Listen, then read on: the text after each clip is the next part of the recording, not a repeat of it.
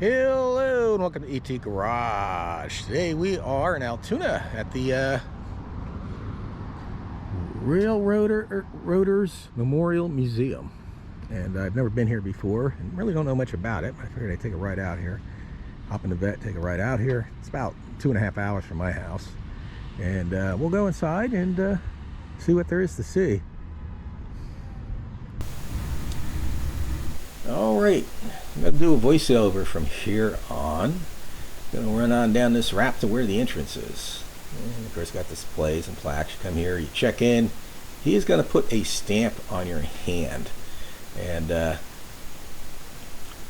stamp is for if you decide you can pay just to go see the museum, or you pay a little extra and get the museum and the famous Horseshoe curve. But first floor, they want you to start on the 3rd floor and work your way down. So I take the elevator up and you start seeing all the displays and all the information.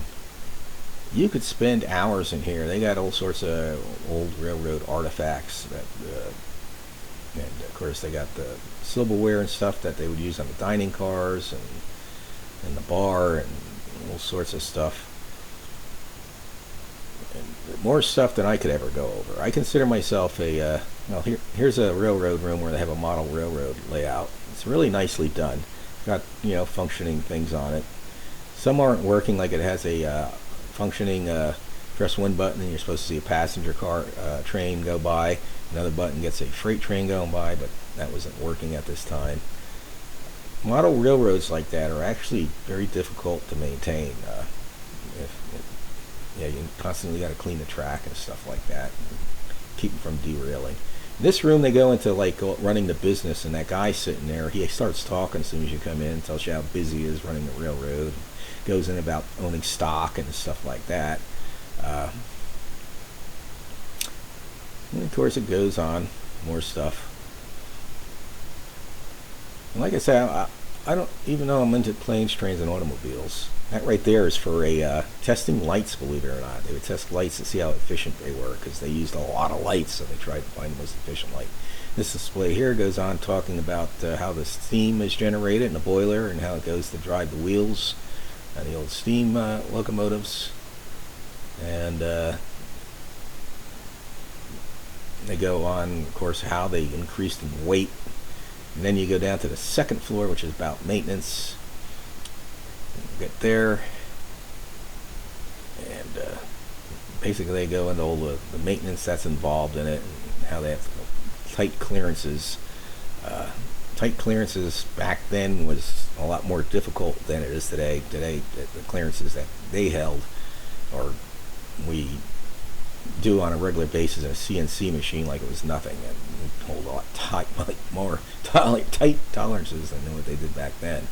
But back then that was tight. And they go into how people lived in history. And if you go down here, they actually have a mock of a bar. And of course, there's that guy behind the bar. He starts talking in Irish accent. So I guess it's an Irish pub. And then this display here goes in all the different boroughs that they have, like Italian, Jewish, Polish, Altoona area, and all the displays, how they lived, and all that stuff. And they got all sorts of displays you can sit there and watch. You could spend hours in here if you want. But I'm just doing a quick walkthrough. Now we're going to go down the 1st floor. And they got those displays there that I seen earlier. And into the gift shop. They have a really nice gift shop. So if you're into like railroad paraphernalia, this might be a good place to stop just to pick up t-shirts, hats, toys, whatever. I think they got it. Now I'm going to go outside to the yard. And at first I thought it was just a yard with a few cars in it, but it isn't. And over here, that big black car you see over there to my right, that is a tender. That would hook to the back of the steam engine. It would hold water and coal and feed the steam engine. And you come over here into the yard. You got a couple of porta-johns out there if you need to use them. And they got this giant oversized load rail car. That thing is gigantic. I can't even imagine what the weight of that is. And you go in here, this is the roundhouse. I didn't realize they had that when I first got there, but they have it. You go in here and you can see they're restoring a steam boiler and some other locomotives. If you don't know what a roundhouse is, it's basically just what it says. It's a roundhouse with different bays, and it will have a turntable. that turns the locomotives around into the Pacific Bay. We'll see that here second. So we get down here, and here it is. That's a turntable. Pull a locomotive in on a track and then spin it around into the bay it needs to go, and it would go in there.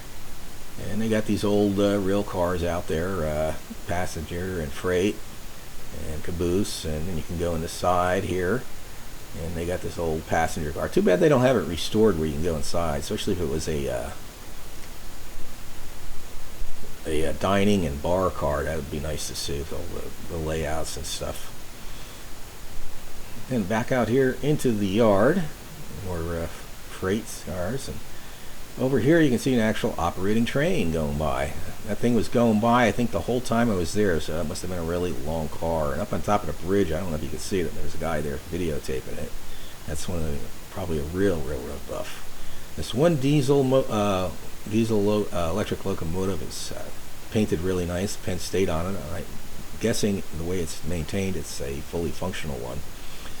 And you got these old wheel sets you can look at, and all that stuff, and a caboose.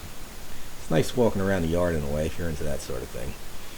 And they got signs saying don't climb inside the cars. Don't do that. You'll end up probably injuring yourself. And in this building here, it looks like they're getting ready to do more displays. There's like half of a switcher car there, and this. All right, I guess I'm going to head over to Horseshoe Curve. I'm going to probably walk around the museum some more, take it at a slower pace and enjoy it. And I'm going to head over there to Horseshoe Curve and see that. He said to be there no later than 2:30 because they end, you're not allowed to go there after 3 or something like that. So let me explore the museum a little bit more, and I'll head over there. All right, here we are, the world famous Horseshoe Curve. We're gonna go inside the building, check everything out, all that good stuff, and see what there is to see.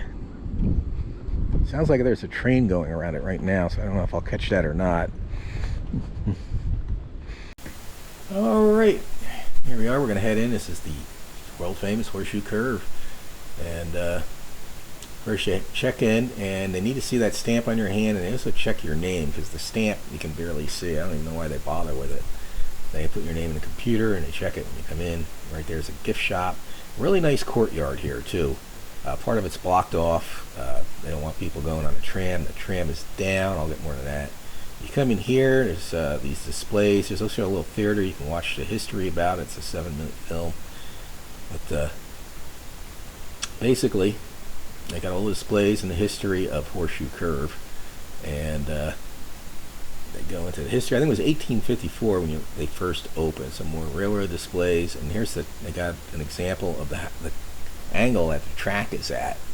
That's the angle that the track is at. There's like 3 lines going around that curve, and there's the theater I was talking about, and the section to the tram is closed, but basically what Horseshoe Curve is about is before they built it. Oh, and here's these stairs you got to go up.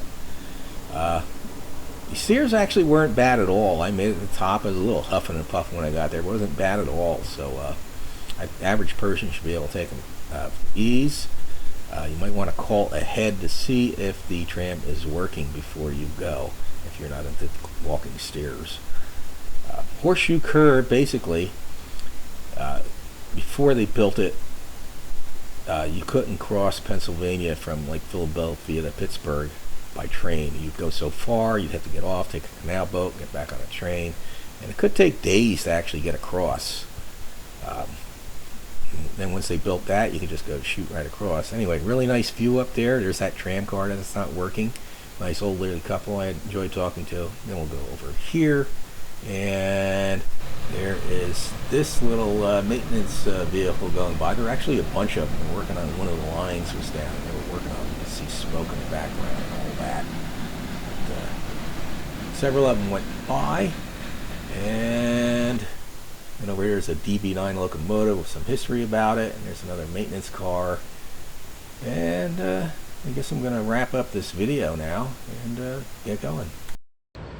Alright, I'm going to end the video here. Really nice and scenic. Unfortunately, I had to take the stairs up. The tram that they have that goes from the museum up to here is down and out of service. So if you plan on coming here and you're not good at stairs, you might want to call ahead. Make sure that tram is running. That takes you to the top here. So I'm going to end the video here. In the meantime, I want everybody to have a great day, and God bless.